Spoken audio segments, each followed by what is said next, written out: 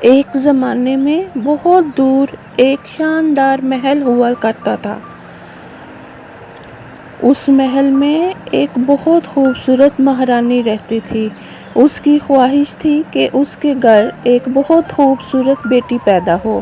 ٹھنڈ کا موسم تھا، رانی کھڑکی کے پاس بیٹھ کر کپڑے سی رہی تھی۔ اچانک مہارانی کے سوئی چبھ گئی۔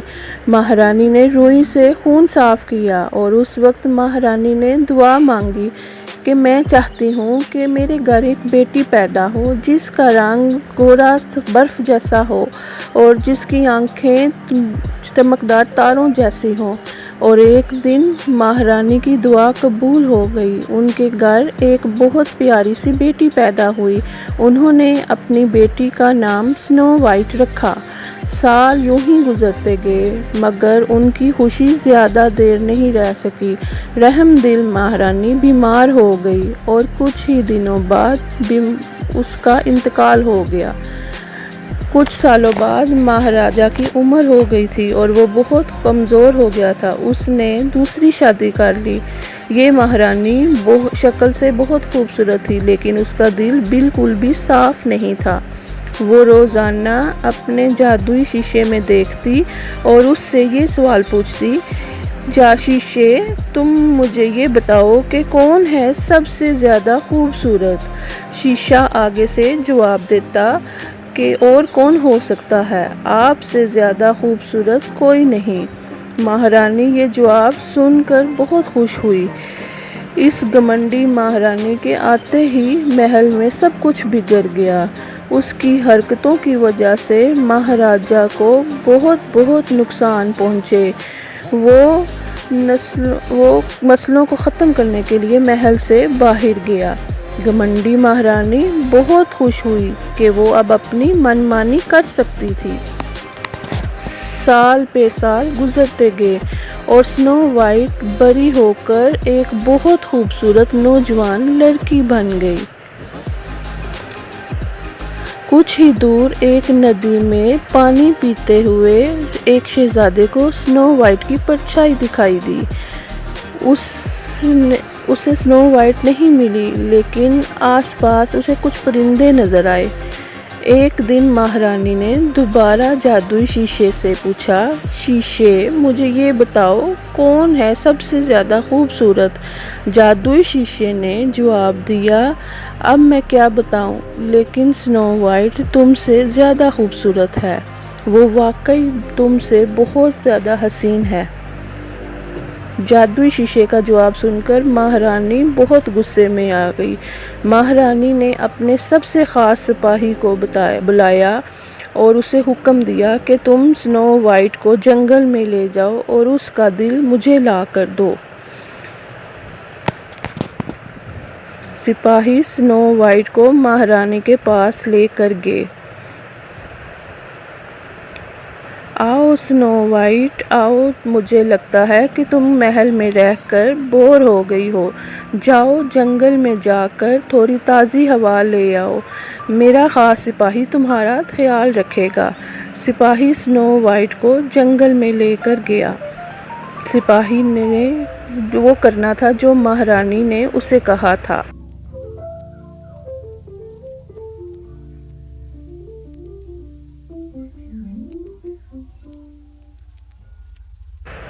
پر اسے رحم دلی کو دیکھتے ہوئے سپاہی نے سنو وائٹ کو کوئی نقصان نہیں پہنچایا۔ وہ چاہتا تھا کہ سنو وائٹ دوبارہ کبھی محل میں واپس نہ جائے۔ وہ سورج ڈوبتے ہی سپاہی محل میں چلا گیا۔ سنو وائٹ کو اکیلے جنگل میں بہت ڈر لگ رہا تھا۔ وہ ایک درخت کے نیچے بیٹھی اور رونے لگی۔ وہ جب تک روتی رہی جب اسے نیند نہ آئی۔